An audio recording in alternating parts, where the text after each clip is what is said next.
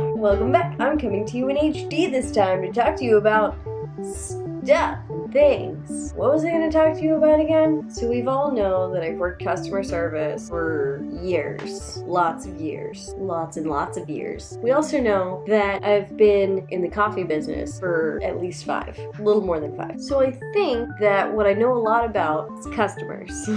Also coffee, but mostly customers. So thought that I would tell you some things that make a customer stand out as a really good customer. Somebody that just makes my day. The main thing is you gotta laugh at my jokes. I make stupid jokes. I say the same line maybe 30 times a day, probably hundreds, but at least 30, and they're always terrible. But if you laugh at them, then I'll like you, and I'll try to remember your name. I will at least remember what you ordered. Also, you tell me a joke that I have not heard before, because I'll only laugh at the same joke a million times.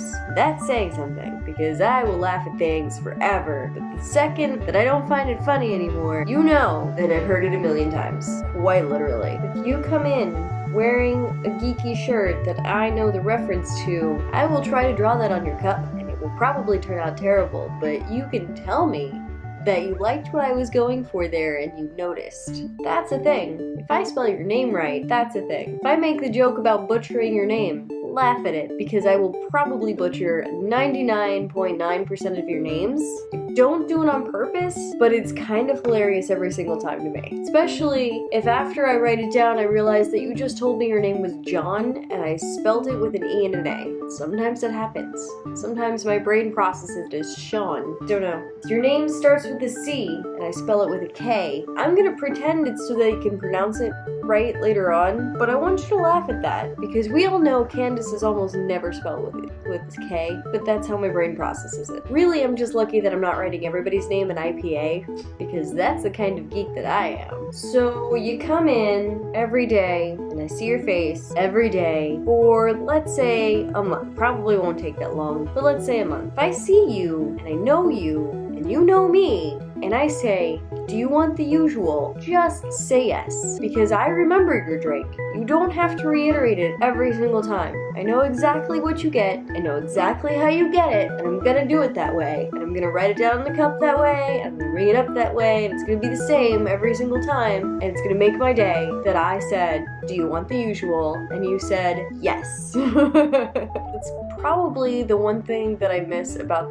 my last job, is people would actually do that. But then it got to the point where they didn't even know what they got anymore, because I would just make shit for them. But that just makes me more valuable, or at least I feel more valuable, because I know everybody's drink and exactly how they like it.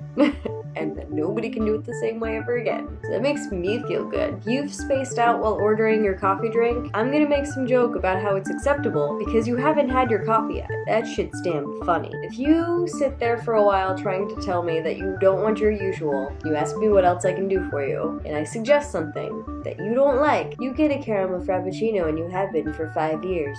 Try something. Anything. Coffee doesn't always taste like caramel, guys. Don't understand why you do this to yourself. Coffee can sometimes taste amazing and not like caramel, like white chocolate. Throwing it out there. Don't have to transition completely. You can do half caramel, half white chocolate. It can happen and it tastes good. Just saying. If you tell me to make something tasty and you leave it entirely up to me, I love you. There's a special extra place in my heart for you. Like, there's relationships side of the heart, and then there's family side of the heart, and then there's friend side of the heart, and then there's the spot right over here that's for you. It's totally there. I'm also Link and I have several hearts. I want you to tell me, those of you that have worked some sort of customer service, what makes a good customer for you? What makes you remember them and love them in that special little place in your heart? Let me know in the comments below. So I love you guys, and I'll see you next Friday.